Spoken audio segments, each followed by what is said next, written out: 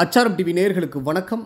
நாமளுக்கு திரை விமர்சனத்தில் விஜய் ஆண்டனி நடிப்பில் வெளிவந்திருக்கின்ற ஹிட்லர் திரைப்படத்தின் திரை விமர்சனத்தை பற்றி தான் பார்க்க போகிறோம்.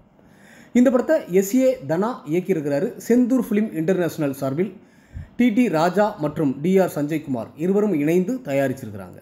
விஜய் ஆண்டனியுடன் இணைந்து ரியாசுமன், கௌதம் வாசுதேவ மேனன், சரண்ராஜ், ஐஸ்வர்யா தத்தா, ரெடின் கிங்ஸ்லி, விவேக் பிரசன்னா, தமிழ், ஆடுகளம் நரேன் மற்றும் பல நட்சத்திரங்கள் நடிச்சிருக்கிறாங்க.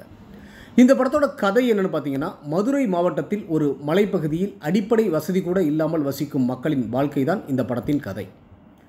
விவசாயம் செய்வது, மலைப்பகுதியில் வேலை செய்வது என பிளப்பு ஓட்டும் மக்கள் பக்கத்து ஊருக்கு செல்ல வேண்டுமெனில் ஒரு ஆற்றை கடந்தே போக வேண்டும். ஆனால் திடீரென ஆற்று வெள்ளம் அதிகமாகி அடிக்கடி பலரும் உயிரிழக்கிறார்கள்.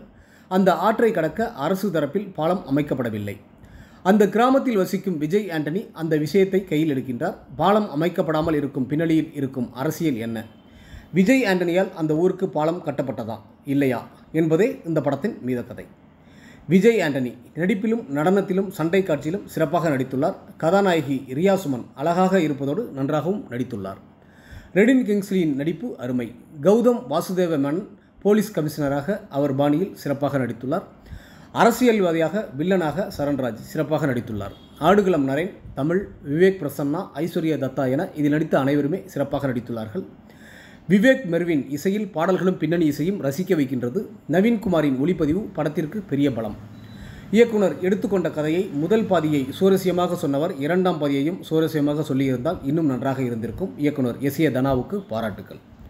ஒட்டுமொத்த படக்குழுவினருக்கும் அச்சாரம் டிவி சார்பாக வாழ்த்துக்கள்.